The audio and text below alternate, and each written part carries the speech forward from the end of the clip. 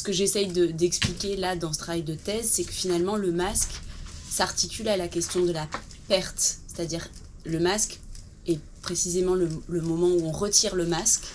Lorsque l'on chausse un masque et qu'on l'incarne, qu'on lui donne vie, qu'on lui donne chair, se passe quelque chose de très curieux. Il y a comme quelque chose d'un renoncement, d'une perte.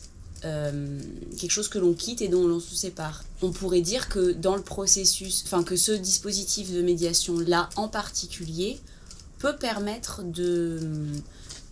d'amorcer le travail psychique qui est nécessaire pour qu'on puisse se défaire d'une addiction. D'ailleurs, le terme, il a été addiction, je veux dire, dans le DSM-5, on parle plus d'addiction, on parle de craving. C'est pour ça que je me pose la question de est-ce qu'on peut parler de symptômes dans l'addiction ? Est-ce que le symptôme addictif est une formation de compromis ? To crave, c'est mourir d'envie. C'est ça. Oh, d'anglais, ça. Ça, il faut le dire en l'anglais, c'est intro. super. Il faut introduire le truc, il faut introduire la conf par ça, je crois. Que ça a été remplacé par... Alors, je vais me reciter, mais normalement, dans le DSM, ils l'ont remplacé. C'est toute l'école bordelaise, Marc Auriacombe, tous les hospitaliers, ils travaillent sur le craving, en fait. On travaille plus sur... Parce qu'en fait, on part du principe que le sevrage, on le fait. Le sevrage physique, on le fait à l'hôpital ou dans d'autres services, avec des médicaments. Et ce qui continue à être insaisissable, c'est le craving. C'est cette partie qui échappe.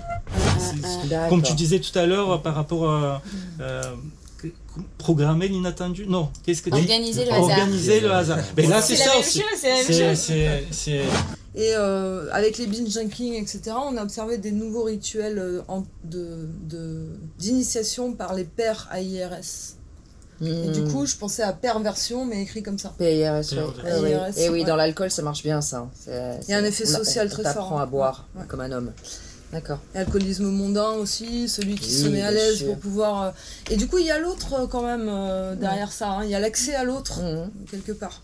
La jouissance, c'est quand même un terme juridique aussi qu'on ne peut pas exclure de notre discours. Oui, mais quand tu rapportes à la jouissance d'un lieu, ça signifie rien. Oui, mais on peut quand même dire ça m'appartient, c'est quelque chose qui me revient. Oui, mais ça ne définit pas la tension dans laquelle un sujet est pris. C'est-à-dire que la jouissance, il faut le ramener du côté du corps et de la tension.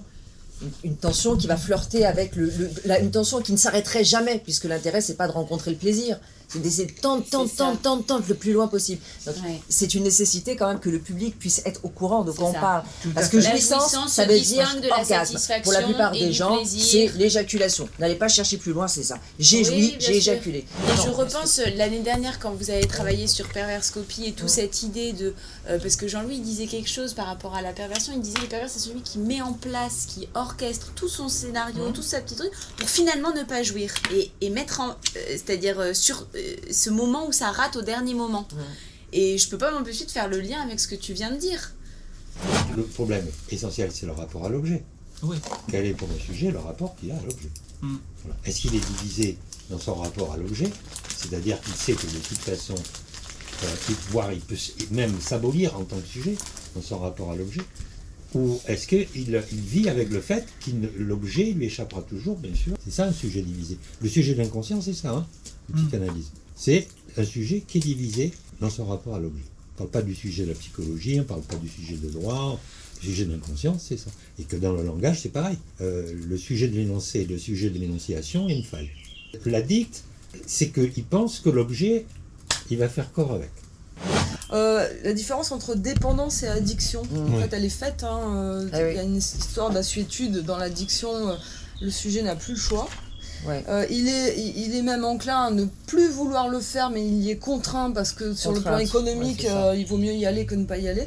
Alors que dans la dépendante, c'est le choix d'y retourner parce que c'était bien et que je veux bien y retourner encore.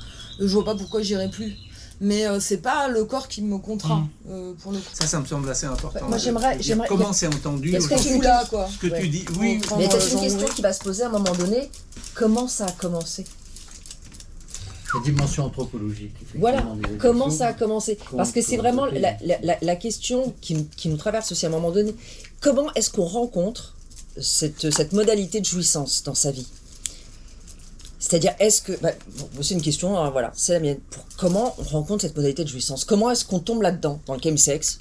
Par quel biais, quoi ? Le type, il est allé chercher un truc ou quoi ? Il a rencontré des gens. Et c'est pour ça que c'est un fait anthropologique. Voilà, alors ok. Alors bon, on pourra en parler sous cette forme-là, parce que c'est vrai qu'on parle de tous ces gens-là qui consomment, mais est-ce qu'on parle de ceux qui vendent, de ceux qui donnent accès, de ceux qui proposent, de ceux qui incitent? Le marché. Le marketing. Alors ça, c'est le divin marché. La dimension perverse. Le divin marché.